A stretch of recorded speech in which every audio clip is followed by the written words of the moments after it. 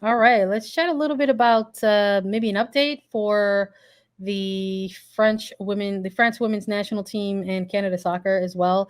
We have an episode out there, our previous news and notes episode, where we talked at length about France and their current state of affairs. There have been some very minor updates in light of so many prolific players announcing that they need to step away for personal reasons and their mental health due to the current culture that exists within the soccer federation there. So the most recent updates. There's ongoing meetings apparently between players, between parties within the federation. The status of the current manager, Corinne Diacre, is still up in the air. There, as of this recording, there hasn't been an official announcement of a termination or a new head coach to be named anytime soon. But that doesn't mean that that's going to stop possible rumors about who may and may not be connected. The most recent um, sort of coming to light, I believe it's out of RMC Sports, mentioning that Herrera is possibly in consideration to be named as a head coach, which might be out of left field for some, might not be out of left field for others. I think the instant reaction to this for me is, hey, like this is someone who's apparently strong in tournaments, although I'm not too familiar with the background in terms of connection to women's soccer. So we'll see. I think folks might remember this name or this coach from the most recent World Cup with Saudi Arabia and that very historic win that they got against Argentina. Um, Very animated, uh, very much wants to, command a locker room and motivate. So I'm not too sure if that's the fit or if that's the direction. But maybe that's why there's no real update just yet as to the next path or next step that France is going to take. But there is an official update for Canada Soccer, which is the other team that we were talking about in our previous news and notes episode as well. We talked about these two federations specifically just because they are going to meet in the next international window in April. So while France apparently is still ongoing, Canada Soccer has reached an interim funding deal for really last year's sort of back pay. So Canada Soccer announced a deal with the team, which they say is similar to that of the men's team for appearance fees and results based bonuses.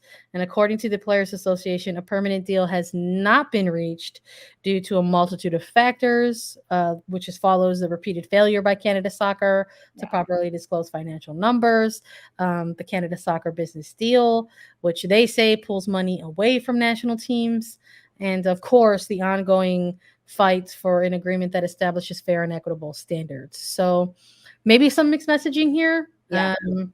Which we've been getting the whole time, right? It's really been the one consistent throughout all of this is mixed messaging, meaning the players state one thing and what they've experienced, and Canada Soccer comes out and says, no, this is what we decided, that it was never true, that was never right.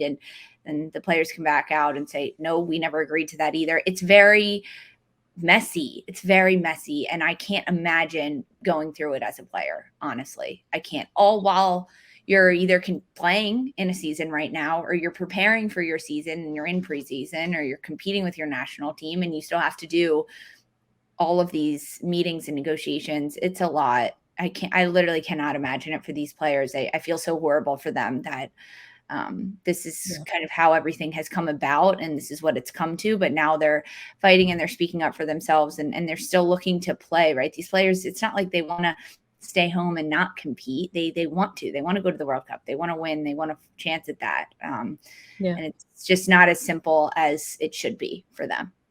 Yeah, it's again, it's just like one of these things is just ongoing, and we're just sort of taking the new information as it comes and reacting to that. And it's unfortunate that even though we're doing that and kind of we have this sort of wait and see approach, there's still just that, I don't want to say feeling of dread, but it's just like that feeling where you're just like, Jesus, like this still isn't resolved, and we're months away from a World Cup, and we're literal weeks away from these specific federations and these two national teams going head to head. So they have, as of right now, a friendly on scheduled on the books for April 11th in France, in Le Mans, and we'll see. We'll just have to continue to see the updates that come out between the Canadian players and their federation, and the coaching decision for France and their national team as well. But perhaps in a bit of news that isn't so tied to better resources and better conditions for these players, a very, very fun piece of content got dropped. Disney Plus getting in on the sports business as well. They've announced a new 6-part documentary series titled Matildas, the World Cup at Our Feet. It is going to premiere on April 26th. A big deal, because guess what's going to be in 2023? Australia and New Zealand. It's very cool. Yeah, it's a bit of a like documentary. I mean, as you mentioned, a 6-part series about the Matildas as they prepare to host the FIFA Women's World Cup.